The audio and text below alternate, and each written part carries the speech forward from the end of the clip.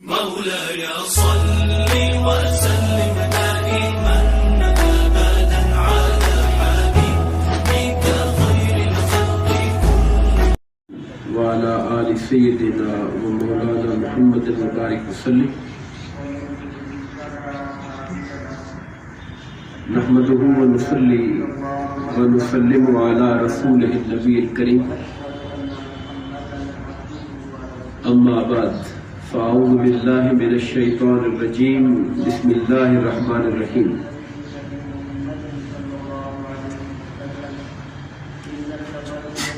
أما بعد فأعوذ بالله من الشيطان الرجيم بسم الله الرحمن الرحيم اللہ تبارک و تعالیٰ کا بے پناہ فضل و احسان ہے اور اس کے حبیب کریم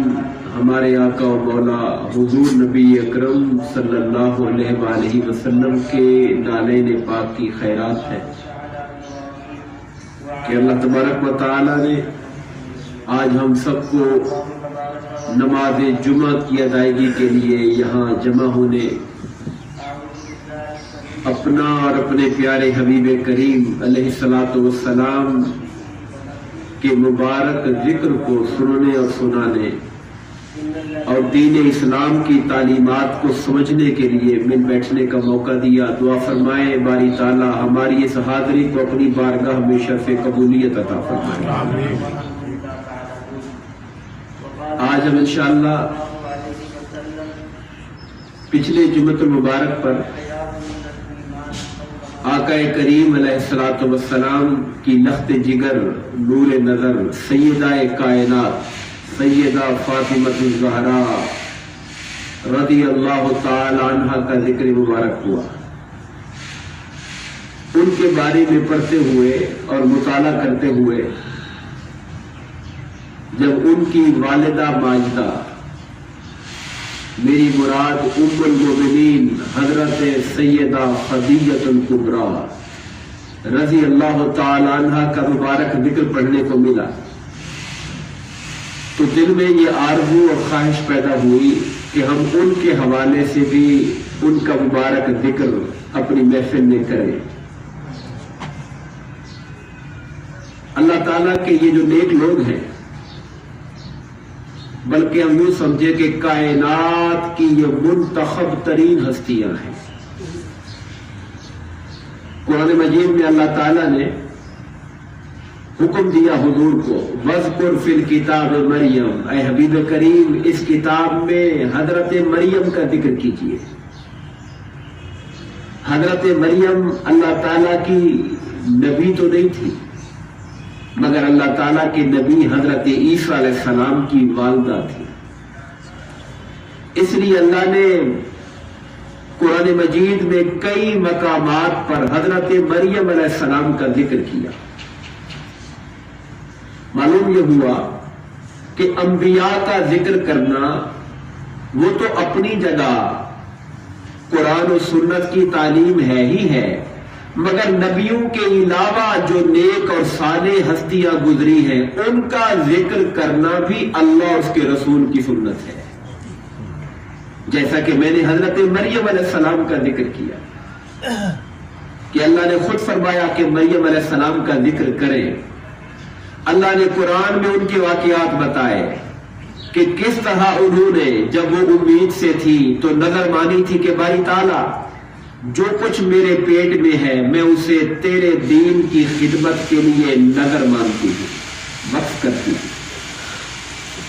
اور پھر جب وہ امید سے ہو گئی اور حضرت عیسیٰ علیہ السلام کی ولادت کا وقت آیا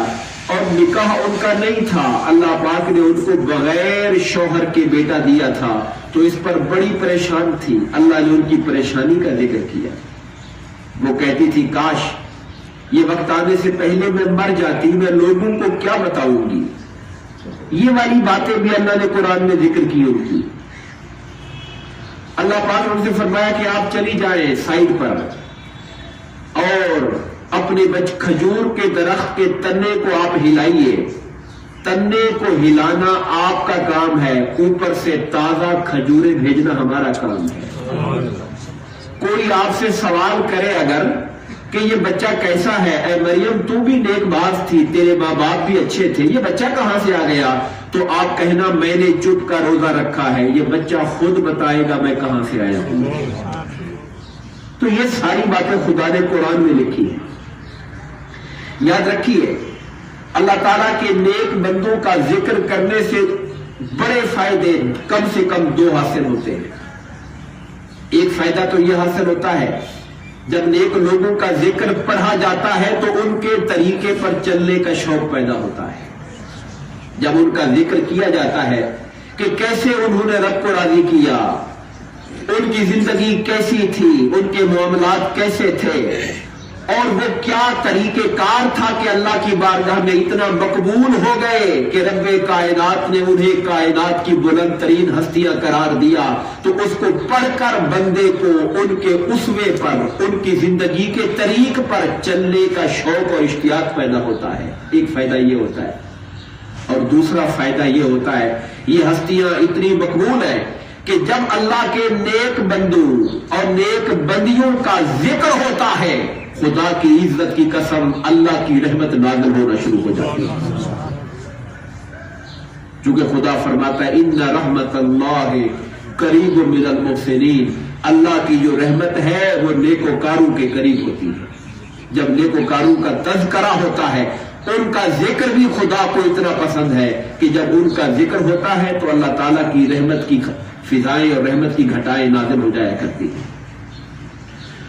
آقا کریم علیہ السلام نے فرمایا کہ پچھلی امتوں میں سب سے اعلیٰ خاتون اگر کوئی ہوئی تو وہ حضرت مریم ہوئی پچھلی امت کے اندر، اور امت مسلمہ کے اندر جو بہترین خاتون ہے فرمایا وہ حضرت خدیجہ الکبریٰ رضی اللہ تعالیٰ۔ ویسے تو فرمایا آپ جانتے ہیں اگر ساری دنیا کے اعتبار سے، کائنات کی عورتوں کے اعتبار سے دیکھا جائے تو سب سے افضل سیدہ کائنات، چونکہ آپ کو سیدۃ النساء العالمین، سب جہانوں کی عورتوں کی سردار کہا گیا، آپ کو سیدۃ النساء اہل الجنہ، جنت کی عورتوں کو سردار کہا گیا، وہ حضرت فاطمہ الزہرا کا مقام ہے۔ لیکن جب آقا نے فرمایا کہ کائنات کے اندر 4 عورتیں وہ ہیں جن کو اللہ نے بلند مرتبہ دیا، ان میں آقا نے حضرت مریم کا ذکر کیا، ان میں آقا نے فرعون کی بیوی حضرت آسیہ کا ذکر کیا۔ مرد شوہر فرعون ہے، اللہ کا دشمن ہے، خدائی کا دعویٰ کرنے والا ہے، مگر میرے رب کی حکمتوں پہ قربان جائے کہ فرعون کے گھر کی عورت بیوی اس کی، اللہ تعالیٰ اسے کائنات کی 4 سب سے اونچی عورتوں میں ذکر فرماتا ہے۔ اور اسی طرح ام المؤمنین حضرت خدیجہ الکبریٰ رضی اللہ تعالیٰ عنہ اور سیدہ فاطمہ الزہرا رضی اللہ تعالیٰ عنہ، ان 4 کا ذکر حدیث پاک میں اسپیشلی آیا۔ جہاں تک حضرت خدیجہ الکبریٰ رضی اللہ تعالیٰ عنہ کا ذکر مبارک ہے، آپ کا تھوڑا سا تعارف میں کرانا چاہوں گا، صرف 4تھی پشت پہ جا کر، 4تھی پشت پر حضرت قصی، آقا کریم علیہ السلام کے دادا حضرت عبد المطلب بن ہاشم بن عبد مناف بن قصی، قصی پہ جا کر حضرت خدیجہ کے دادا اور حضور کے دادا ایک ہو جاتے ہیں، یعنی قریبی خاندان کی خاتون ہے، قریبی۔ اور پھر دوسری بات جو نوٹ کرنے والی ہے وہ یہ ہے کہ آپ کا نکاح، آپ اس سے پہلے آپ کا نکاح ہوا، آپ کے شوہر فوت ہو گئے یعنی بیوہ ہو گئی، پھر آپ کا نکاح ہوا، آپ کے وہ شوہر بھی فوت ہو گئے، یعنی 2 شوہروں سے آپ بیوہ تھی، اور آپ کے بیٹے بیٹیاں اولاد بھی تھی، مگر رب کائنات اس بندی کو چن چکا تھا اپنے حبیب کریم علیہ السلام کے حرم کے لیے، آقا کے گھر کے لیے، تو خدا جانے رب کائنات کا نظام اور انتظام کیسا تھا۔ دوستان گرامی قدر، اور بعض علماء کرام نے یہ لکھا کہ اللہ تعالیٰ کا ان کو بیوگی کے مرحلے سے گزارنا شوہر ہوا فوت ہو گئی، پھر نکاح ہوا شوہر فوت ہو گیا، بیوگی کے مرحلے سے گزارنا، اس کے اندر بھی ایک پیغام ہے۔ بعض اوقات انسان کو صدمے آتے ہیں، مگر وہ صدمے انسان کے لیے نئی سعادتوں کی راہیں کھول رہے ہوتے ہیں۔ ایک عورت کے لیے یہ چھوٹا صدمہ نہیں ہے کہ اس کا شوہر فوت ہو جائے، اس کے گھر کا رکھوالا فوت ہو جائے۔ عورت کے لیے صدمہ بہت بڑا صدمہ ہوتا ہے، اور پھر ایک شوہر فوت ہو گئے، دوسرا نکاح کیا، دوسرے شوہر فوت ہو گئے، مگر اس صدمے کے اندر بھی رب کائنات نے ان کے لیے خوشبختی اور سعادت کا دروازہ رکھا تھا کہ ان کا نکاح ان سے ہونا تھا جن پہ خدا نے نبوت کو ختم فرمایا تھا، جنہیں رحمت للعالمین بنایا گیا تھا، جو کائنات کی سب سے افضل ہستی تھی، افضل جو بعد خدا بزرگ توئی، قصہ مختصر کی شان کی حامل ہستی تھی۔ اب پتہ چلا کہ صدمے اپنی جگہ پر تھے،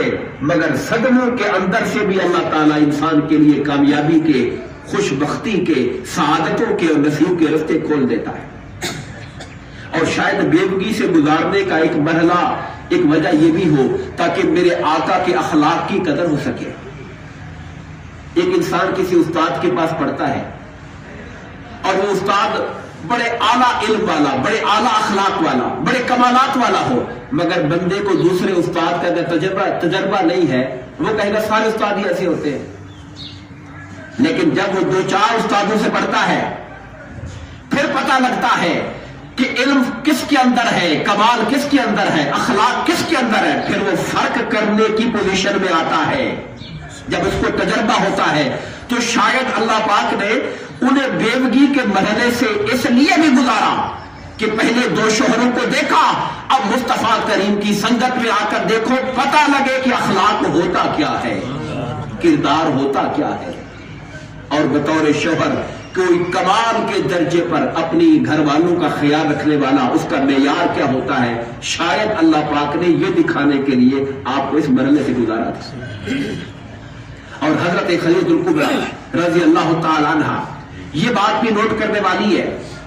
کہ مکہ کی عورتوں میں سب سے بڑھ کر باعث سیرت و کردار والی بھی تھی، حسن و جمال والی بھی تھی، اور مال و دولت والی بھی تھی۔ ایک عجیب انتظام تھا رب کائنات کا کہ مکہ، آپ جانتے ہیں مکہ والوں کا جو روزی کا پیشہ تھا وہ تجارت تھا، کاروبار کرتے تھے، اور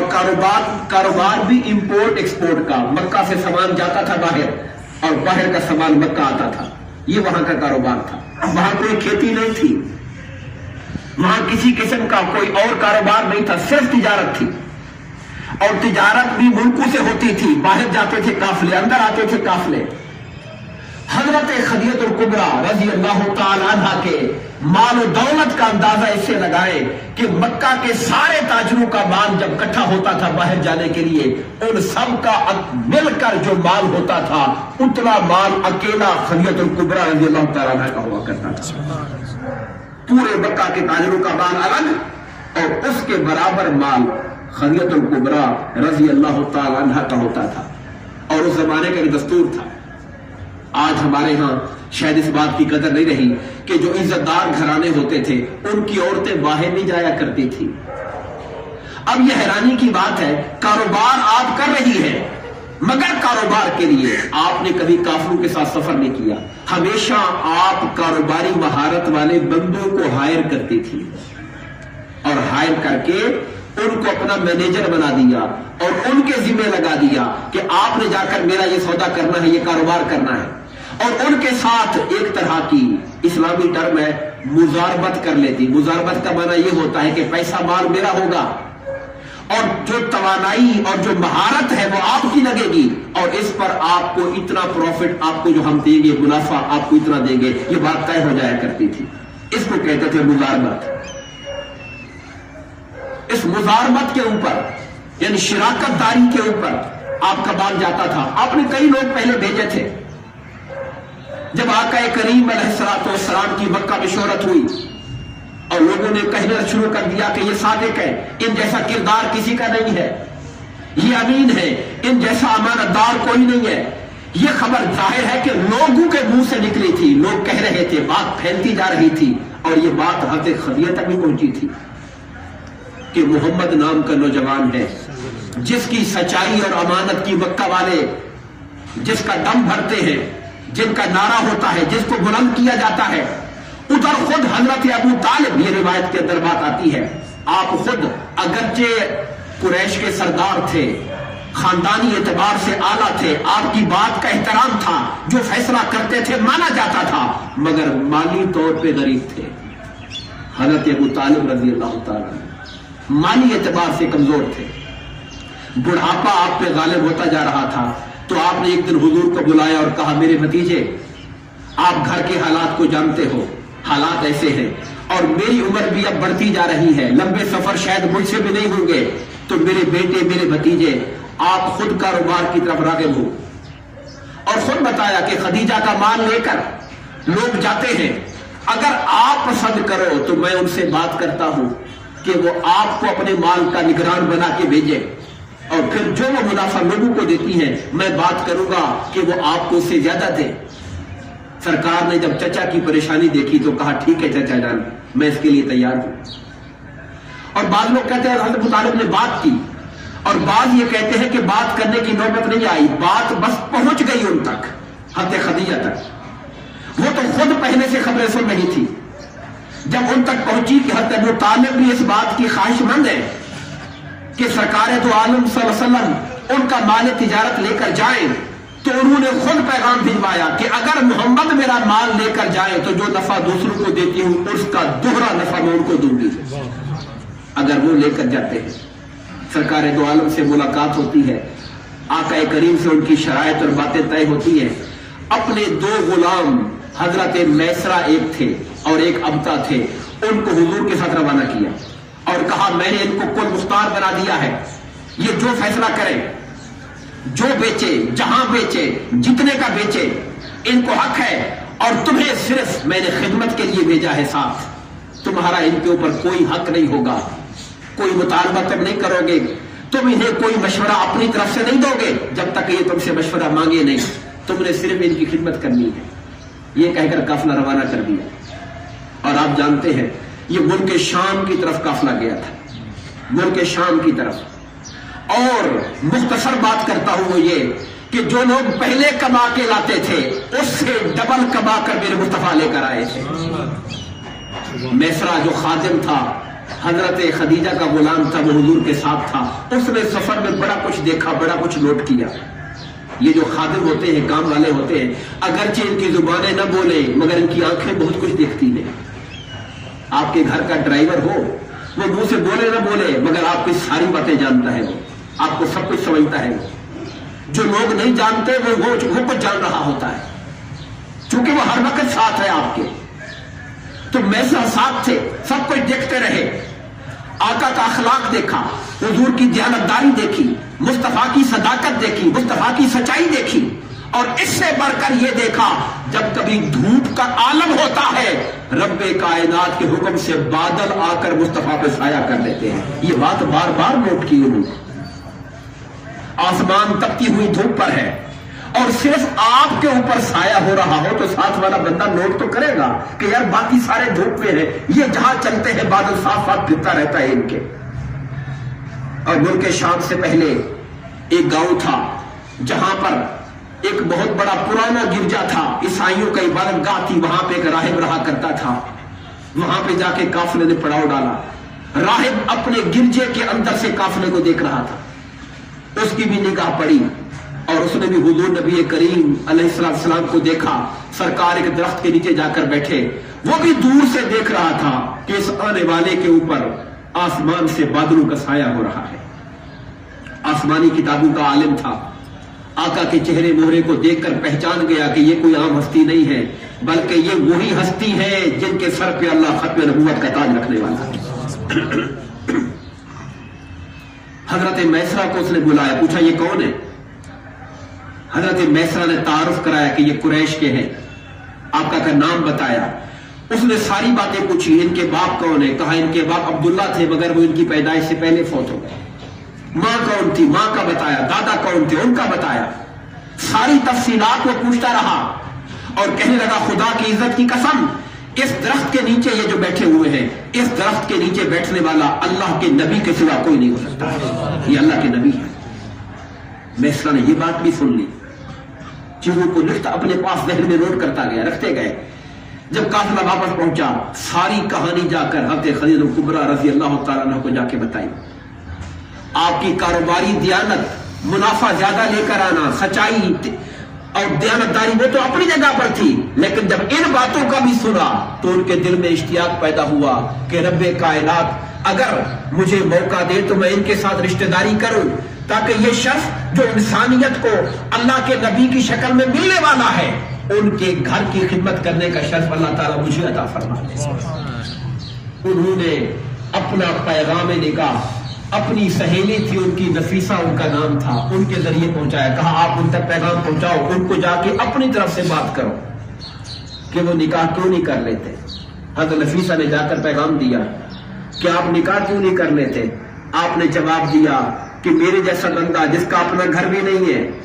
آپ چچا کے گھر میں رہتے تھے، اپنا گھر بھی نہیں ہے اور جو مالدار پیسے والا بھی نہیں ہے، میں نکاح کیسے کروں؟ تو انہوں نے جواب دیا کہ اگر آپ کو نکاح کے لیے ایسا گھر ملے جہاں مال بھی ہو، جہاں حسن و جمال بھی ہو، جہاں سرداری بھی ہو، تو کیا آپ قبول کریں گے؟ انہوں نے پوچھا کون سا گھر ہے؟ انہوں نے حضرت خدیجہ رضی اللہ تعالیٰ عنہ کا پتہ دیا۔ سرکار دو عالم نے فرمایا کہ میں اپنے چچا سے بات کروں گا۔ آپ نے اپنے چچا کو آ کے بتایا۔ آپ کے چچا حضرت ابو طالب اور آپ کے چچا حضرت امیر حمزہ رضی اللہ تعالیٰ عنہ، یہ دونوں کے دونوں وہاں گئے، انہوں نے بات چلائی، بات آگے بڑھائی اور آخرکار اتفاق ہو گیا ان کے نکاح پر۔ اور حضرت ابو طالب تھے جو حضور کے نکاح کا خطبہ پڑھنے والے تھے، آقا کے نکاح کا خطبہ پڑھنے کا شرف حضرت ابو طالب کو حاصل ہوا۔ انہوں نے خطبہ جو دیا اس کا خلاصہ پتہ ہے کیا تھا؟ خلاصہ یہ تھا کہ ہم لوگ قریش میں سے ہیں، ابراہیم علیہ السلام کی اولاد ہیں، اسماعیل علیہ السلام کی اولاد ہیں، اللہ تعالیٰ نے ہمیں شرف بخشا ہے، اور میں جہاں تک تعلق ہے میرے بھتیجے محمد کا صلی اللہ علیہ وسلم، اسے قریش کے جس مرد کے ساتھ تولا جائے گا محمد بھاری ہوگا اس کے اوپر، اپنے اخلاق میں، اپنے کردار میں۔ یہ خطبہ نکاح دے رہے ہیں اور فرمایا جہاں تک مال و دولت کا تعلق ہے، ٹھیک ہے کہ مال اس کے پاس نہیں، مگر مال تو دنیا کی ڈھلتی ہوئی چھاؤں ہے، یہ تو ہاتھوں کا میل ہے، اصل تو اخلاق اور کردار ہوا کرتا ہے، اور کردار میں مصطفیٰ کا ثانی کوئی نہیں۔ یہ خطبہ نکاح انہوں نے دیا اور سرکار دو عالم کا شرف اور حضور کی شان کا ذکر اور بیان کیا۔ نکاح ہو گیا۔ بڑی حیران کن بات ہے، اس نکاح کے اندر سرکار کی عمر مبارک کتنی تھی؟ 25 سال، اور جن سے نکاح ہو رہا ہے ان کی عمر تھی 40 سال، اور 2 شوہروں سے بیوہ ہیں اور پچھلے شوہروں سے اولاد بھی ہے۔ آقا کریم علیہ السلام ان سے نکاح فرما رہے ہیں، ان میں نکاح میں قبول فرما رہے ہیں۔ آج آپ میں سے جو لوگ اورینٹیلسٹ کو پڑھتے ہیں، مستشرقین کو، یعنی وہ یورپ کے لوگ جو اسلام اور سیرت کو پڑھتے ہیں اور آقا کی سیرت طیبہ پر اعتراضات کرتے ہیں معاذ اللہ، اور آقا کریم کی شادیوں کے اوپر اعتراضات کرتے ہیں کہ معاذ اللہ حضور نبی کریم صلی اللہ علیہ وسلم ان باتوں کے دلدادہ تھے، شوقین تھے، زیادہ سے زیادہ شادیاں کی آپ نے، ان ظالموں کو یہ نہیں خیال آیا کہ 25 سال کا جوان جو اپنی زندگی کے ازدواجی اعتبار سے سب سے پیک کا مرحلہ ہوتا ہے 25 سے 40 سال کی عمر تک کا، انہوں نے اس عورت کے ساتھ گزارا جو 40 سال کی عمر کی تھی، 2 شوہروں سے بیوہ تھی، اور جب تک وہ زندہ رہی مصطفیٰ نے دوسرا نکاح نہیں فرمایا تھا۔ جب تک وہ حیات رہی حضور نے دوسرا نکاح نہیں فرمایا تھا۔ آپ کے باقی نکاح جو ہوئے وہ دین کے لیے تھے، اسلام کے فروغ کے لیے تھے، مسلمانوں کی طاقت کے لیے تھے، مختلف قبائل کو اسلام کے قریب کرنے کے لیے تھے، اس میں کوئی خواہشات نفس کا دخل نہیں تھا، وہ محض اور محض دین کی ترقی اور اسلام کو مضبوط کرنے کے لیے تھے۔ دوستان گرامی قدر، رب کائنات کا ایک انتظام ہے۔ ہم آج تک یہ سنتے آئے ہیں کہ آقا کریم علیہ السلام کے دین کی دعوت کے لیے صدیق اکبر کے مال نے بڑا کام کیا۔ ہم نے یہ بات پیچھے بیان کی 2 جمعہ پہلے، حضرت سید ابوبکر صدیق رضی اللہ تعالیٰ عنہ کے مال نے بہت کام کیا، اس میں کوئی شک نہیں ہے، کیا ان کے مال نے کام، جگہ جگہ مال خرچ کیا انہوں نے، مگر یہ بات ہمیں معلوم نہیں ہے کہ خدیجہ الکبریٰ رضی اللہ تعالیٰ عنہ کے مال نے جو اسلام کی تحریک کو فائدہ پہنچایا، ایک عورت ہونے کے ناطے اتنا فائدہ کائنات میں کسی نے اسلام کو نہیں پہنچایا۔ میں ایک بات کا ذکر کرتا ہوں، سرکار دو عالم ایک دفعہ گھر تشریف لائے تو آقا کریم علیہ الصلوۃ والسلام افسردہ سے تھے، دکھی سے، اور آ کر چادر لے کر لیٹ گئے۔ حضرت خدیجہ الکبریٰ رضی اللہ تعالیٰ عنہ ایسی مزاج شناس تھی سرکار کی کہ آقا کریم کی طبیعت کو اور آپ کے رنگ ڈھنگ کو دیکھ کر پہچان جاتی تھی کہ سرکار کی طبیعت پر اس وقت ملال ہے۔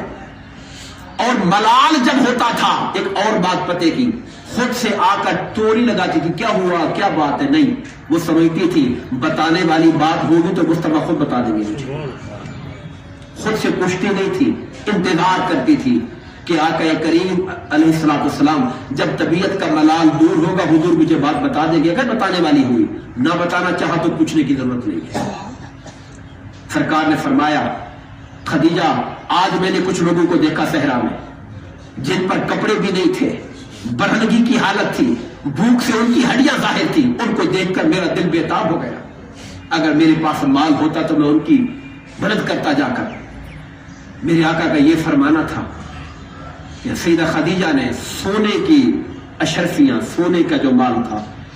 اس قدر ڈھیر تعداد میں صحن کے اندر ڈھیر لگا دیا کہ اس کے پیچھے بندہ بیٹھتا تھا تو بندہ نظر نہیں آتا تھا۔ خدا جانے کتنا ڈھیر سونے کا تھا، منوں کی طرح میں وزن تھا، اور لوگوں کو بلا کر اعلان کیا، کہا خدا کی قسم ہے یہ مال میں نے محمد کو عطا کر دیا ہے، جس طرح چاہے اس کو خرچ کرے، جس طرح چاہے اس کو خرچ کرے، جہاں چاہے اس کو خرچ کرے۔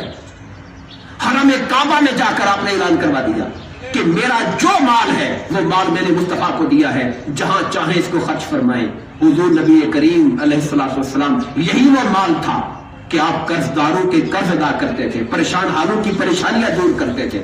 مسلمان ہونے پر لوگوں کو بند کر دیتے تھے، ان کا کھانا پینا بند کر دیتے تھے۔ یہ حضرت خدیجہ الکبریٰ کا مال تھا جو مسلمانوں کی تحریک کو طاقت دے رہا تھا اور مسلمانوں کے نام کو اونچا کر رہا تھا۔ دوستان گرامی قدر، اپنی بات کو سمیٹتے ہوئے آخری بات جو میں ذکر کرنا چاہتا ہوں وہ یہ ہے کہ حضور نبی کریم علیہ السلام کی عمر مبارک جب 40 سال کے قریب ہوئی تو آقا انعامدار علیہ السلام کو خواب تو پہلے بھی آتے تھے، مگر اب کثرت کے ساتھ ایسے خواب رونما ہوتے، آپ دیکھتے کہ جو اگلے چند دنوں میں پھر بالکل آنکھوں کے سامنے نمایاں ہو کے آ جاتے تھے آپ کے، یعنی بعد میں ہونے والے واقعات اللہ تعالیٰ آپ کو پہلے آپ کی خواب کے اندر دکھا دیا کرتا تھا۔ آپ فرماتے میری نبوت کی ابتدا سچے خوابوں سے ہوئی، اسی لیے حدیث پاک کے اندر آتا ہے یہ جو سچے خواب ہیں یہ نبوت کا 46واں حصہ ہے، نبوت کا 46واں حصہ۔ 46واں کیسے بنتا ہے یہ آپ کیلکولیٹ کریں، چونکہ آپ کو ظاہری طور پر اعلان نبوت کے بعد 23 سال ملے دنیا میں، 23 سال، 6 مہینے اس کے اندر سچے خوابوں والے ہیں، تو 23 کو جب آپ 6 مہینے میں تقسیم کریں گے تو یہ 46واں حصہ بنتا ہے، نبوت کا 46واں حصہ ہے۔ اگر کسی مرد صالح کو اللہ تعالیٰ سچے خواب دکھاتا ہے تو فرمایا یہ نبوت کا فیض ہوا کرتا ہے، 46واں حصہ ہوتا ہے۔ اور پھر آپ کو خلوت عزیز ہو گئی، تنہائی سے پیار ہوتا گیا۔ اب یہاں پر حضرت خدیجہ رضی اللہ تعالیٰ عنہ کی عظمت آپ دیکھیے۔ اب آج ایک عورت کے سوچ سے اگر سوچے کسی کا شوہر گھر سے غائب ہونا شروع ہو جائے اور اکیلا بیٹھنا شروع ہو جائے تو بیوی کیا کرے گی؟ یہ تو رکی ہو گیا ہے، تجھے گل بھی نہیں کر دے، یہ آپ کہاں رہتے ہیں، آپ ہمارے ساتھ بھی نہیں ہوتے ہیں، آپ کہاں چلے جاتے ہیں، 2 دن آپ آتے نہیں ہیں۔ ایک عورت کی سوچ سے، ایک عام عورت کی سوچ سے اب میں بتا رہا ہوں آپ کو، مگر حضرت خدیجہ الکبریٰ رضی اللہ تعالیٰ عنہ نہ کوئی سوال کرتی ہے بلکہ آقا جانے کا ارادہ کرتے ہیں غار حرا کی طرف، آپ کھانا بنا کے پیک کر کے آپ کو دے دیتی ہیں، اور جب دن زیادہ گزر جائیں اور سرکار تشریف نہ لائیں، کھانے کا اندازہ ہوتا ہے کھانا 2 دن چلے گا یا 3 دن چلے گا، 3 دن گزر گئے، 4تھا دن لگ گیا، 5واں دن لگ گیا، پریشان ہو جاتی ہے کہ کھانا تو ختم ہو گیا، سرکار آئے کیوں نہیں؟ سیدہ خدیجہ مکہ سے غار حرا کی طرف خود کھانا لے کے چلی جایا کرتی تھی۔ مکہ سے غار حرا جانا آسان کام نہیں تھا اس زمانے کے اندر، مگر آپ جایا کرتی تھی سرکار دو عالم تک کھانا پہنچانے کے لیے۔ تو دوستان گرامی قدر، بطور عورت آپ کا کردار یہ تھا کہ آپ نے سرکار کی راہ کے اندر کوئی تکلیف نہیں آنے دی، سرکار کی سوچ کے خلاف اپنی سوچ کو کھڑا نہیں کیا، اپنے آپ کو جھکائے رکھا، اپنے آپ کو مٹائے رکھا، اپنے آپ کو سرکار کی خدمت کے لیے اور سرکار جس مشن کے لیے اللہ تیار کر رہا تھا، خدیجہ رضی اللہ تعالیٰ عنہ وہ بیوی تھی کہ اس کے لیے اپنے آپ کو بچھا بچھا کے رکھا ہوا تھا، اعتراض کرنے والی نہیں تھی، سوالات کرنے والی نہیں تھی، انتظار کرتی تھی کہ جو آقا فرمائیں گے اس کے بعد ہی فیصلہ ہوگا، اس کے بعد ہی جو بات میری سمجھ میں آنی ہوگی وہ آ جائے گی۔ یہاں تک کہ وہ دن آ گیا غار حرا کے اندر جب جبرائیل امین آقا کریم علیہ الصلوۃ والسلام کے پاس آئے۔ وقت چونکہ ختم ہو رہا ہے، میں اس کی تفصیلات میں ابھی نہیں جاتا، چونکہ بہت اعلیٰ سمجھنے والی باتیں ہیں اس کے اندر کچھ، اس پورے واقعے کے اندر۔ اور غار حرا سے واپس آ کر جو واقعہ پیش آیا اس کو جلدی نہیں کرنا چاہیے، تفصیل سے اس پر بات کرنی چاہیے۔ ہم آج بات یہیں پہ ختم کرتے ہیں اور انشاءاللہ اس کی مزید تفصیلات کو اگلے جمعہ پر ڈسکس کریں گے۔ اللہ تبارک و تعالی ہم سب کو، ہماری ماؤں کو، ہماری بہنوں کو، ہماری بیٹیوں کو سیدہ خدیجہ الکبریٰ رضی اللہ تعالی عنہ کے نقش قدم پہ چلنے کی توفیق عطا فرمائے، آمین۔ وما علینا الا البلاغ۔ ہمارے ذہنوں میں جو چیزیں گھڑی ہوئی ہیں اور اس کے خلاف ہوتا دیکھیں تو ہمارے ہاں ایک وویلا مچ جاتا ہے۔ ایک بات تو ہم نے یہ دیکھی، آج ہمارے ہاں کوئی بیٹی اپنے حالات کی وجہ سے کوئی بہن نوکری کرے تو ہمارے ہاں اس کو اچھی نظر سے نہیں دیکھا جاتا۔ ٹھیک ہے، مرد اور زن کے اختلاط کو اسلام نے پسند نہیں کیا، ایک الگ باپردہ عزت دار ماحول کے اندر بیٹیوں کو وہ کام جو ان کی طبیعت اور مزاج کے مطابق ہو، پڑھانا ہے، ڈاکٹری کرنا ہے، نرسنگ کرنا ہے، حساب کتاب کرنا ہے، وہ کر سکتی ہے۔ آج بھی علماء یہ کہتے ہیں، مگر معاشرتی ایک سوچ ہے ہماری کہ سوچ کے اندر ہم ان کو بہتر نہیں گردانتے، حالانکہ مجبوریاں بھی ہوتی ہیں۔ حضرت خدیجہ رضی اللہ تعالیٰ عنہ وہ ہستی ہے کہ عورت ہے مگر مکہ کی سب سے بڑی تجارت کرنے والی خاتون ہے، یعنی ایکٹیو پارٹنر ہے لائف کے اندر، بزنس کرنے والی۔ دوسری چیز، ایک خاتون خاص طور پر جو بیوہ ہے، شوہر دیدہ ہے پہلے سے، وہ اپنے نکاح کا پیغام خود بھیج رہی ہے، یہ بات بھی ہمارے معاشرے میں ہضم ہونے والی نہیں ہے، مگر سیرت طیبہ کے اندر نظر آ رہی ہے۔ شرافت اور وقار اپنی جگہ پر قائم رکھا، شرافت اور وقار اپنی جگہ پر قائم رکھا، اپنی سہیلی کے ذریعے رائے پہنچائی، رائے پوچھی ان کی، اور پھر رشتہ داری آپ کے چچا نے اور بڑوں نے قائم فرمائی، یہ بات اپنی جگہ بجا ہے، مگر یہ کوئی گناہ اور عیب نہیں ہے اگر کوئی بیٹی بہن اپنے رشتے کے لیے کسی پسندیدگی کا اظہار کر دے تو اس میں کوئی عیب نہیں ہے، یہ بات ہمیں اس سیرت سے پتہ چل رہی ہے۔ اور تیسری بات یہ پتہ چلتی ہے، آپ پڑھیے سیرت کی کتابوں کو اٹھا کر، جب نکاح ہو گیا، خطبہ نکاح ہو گیا، اب سرکار کا اپنا گھر نہیں تھا تو سرکار چچا کے ساتھ واپس جانے لگے، تو خدیجہ نے کہا الیہ بیتک، آئے اپنے گھر کی طرف آئے۔ کدھر اشارہ کیا؟ وہ جب خدیجہ کا گھر تھا، کہتی آپ اپنے گھر آئے، میرا گھر آپ کا گھر ہے اور میں آپ کی کنیز ہوں ہمیشہ کے لیے، یہ جملہ تھا ان کا، میرا گھر آپ کا گھر ہے اور میں آپ کی کنیز ہوں، آپ کی خدمتگار ہوں۔ اور حضور نبی کریم اپنی اہلیہ بیوی کے گھر میں رہائش رکھا کرتے تھے۔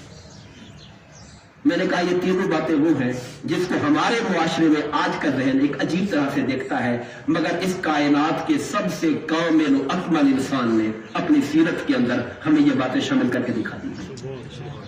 اللہ تعالی ہمیں حق کو سمجھنے اور عمل کی توفیق عطا فرمائے، آمین۔ وما علینا الا البلاغ۔